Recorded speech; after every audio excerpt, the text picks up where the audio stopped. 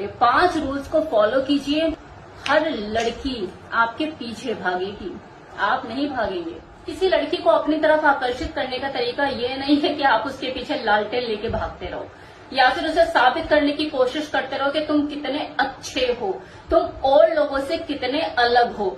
ऐसा करने से भी आपको इज्जत नहीं मिलेगी। अगर आप उसी चक्र में फंसे जा रहे हो कि बार बार उसको पहले मैसेज करना, तुरंत उसके मैसेज का रिप्लाई करना, उसके लिए हमेशा अवेलेबल रहना, उसे हंसाने की कोशिश करते रहना, जिसके लिए ऊट पटांग से जोक मारना, फिर भी वो ठंडी पड़े जा रही है, धीरे धीरे गायब होती जा रही है, तो अगर आपके साथ ऐसा हो रहा है, ये वीडियो आपके लिए ही है। कि इस वीडियो में आपको पता लगने वाला है कि बिना गिड़गिड़ाए, बिना ज्यादा मेहनत किए, बिना परफॉर्म किए आप स्वाभाविक रूप से किसी लड़की के अंदर खुद के लिए आकर्षण कैसे पैदा कर सकते हो। रिश्तों में असली ताकत शांत होती है, वो किसी का पीछा नहीं करती, खुद को साबित करने का प्रयत्न नहीं करती, वो बस मौजूद रहती है।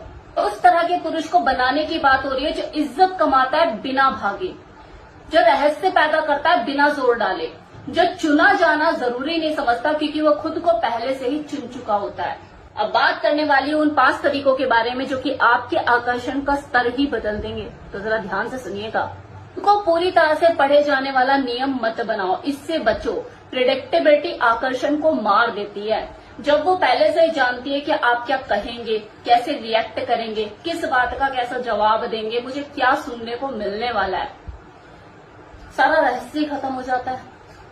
आपको जानने की उत्सुकता ही नहीं रहती। लोग उस चीज में से इंटरेस्ट खो देते हैं जिसे वो पूरी तरह से समझ लेते हैं। इसलिए जब आप अपने आप को जरूरत से ज्यादा समझाने की कोशिश करते हैं कि आप कितने अलग हैं और लोगों से कितने अच्छे हैं, तो आपका जादू वहीं खत्म होने लग जाता है। तो वो आपके ऊपर अपना कंट्रोल महसूस करने लगती है, और जब वो आपके ऊपर कंट्रोल महसूस करने लगती है तो उसको आपका पीछा करने की कोई ऐसी आवश्यकता लगती ही नहीं है।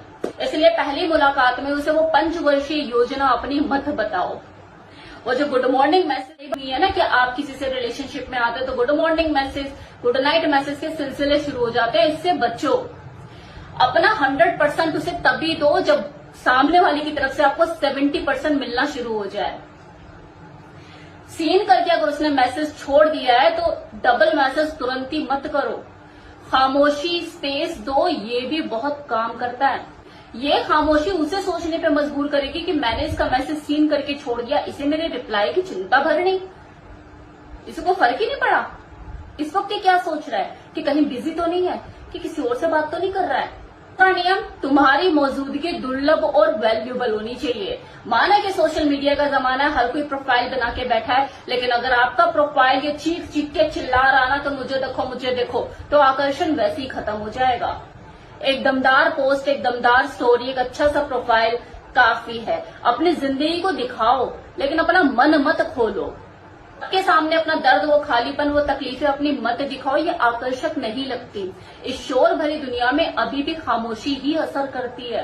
हर बात की एक्सप्लेनेशन मत दो, आपने ये क्यों किया, किस लिए किया और आगे आप क्या करने वाले हैं। खुद को साबित करने की कोशिश करता रहता है हर छोटी छोटी बात पे, तो समझो उसने खुद को ही कटघरे में खड़ा कर दिया है और लोग उसे फिर पोक करे या जज करे तो वो लड़की तो करेगी ना। फिर अपने आप को जरूरत से ज्यादा जस्टिफाई करना, ये उबाऊ लगने लग जाता है। फॉर एग्जाम्पल, अगर वो कभी बोले कि तुमने मेरी बात का इतनी लेट में जवाब क्यों दिया, इतनी देर से मैं तुम्हारे मैसेज का रिप्लाई कर रही हूँ और तुमने जवाब पूरे 2 घंटे के बाद दिया, तो उसे बोलो कि जिन चीजों की अहमियत मेरी जिंदगी में ज्यादा है उनको मैं जल्दबाजी में नहीं करता। तो अपने लेट रिप्लाई की आपको माफी नहीं मांगनी है, बल्कि उसे अपनाना है। इससे ही कॉन्फिडेंस कहते हैं। कॉन्फिडेंस का मतलब वो तेज चिल्लाकर किसी का मुंह बंद करना नहीं है और ना ही गलत फहमियों से परेशान होना है। चिल और काम रहना है। नाउ 4th रूल क्या है? भावनात्मक रूप से सिलेक्टिव बनो, जरूरतमंद नहीं। मुलायम होना, ध्यान देना ये कोई कमजोरी नहीं है, बल्कि आकर्षण की असली जड़ है।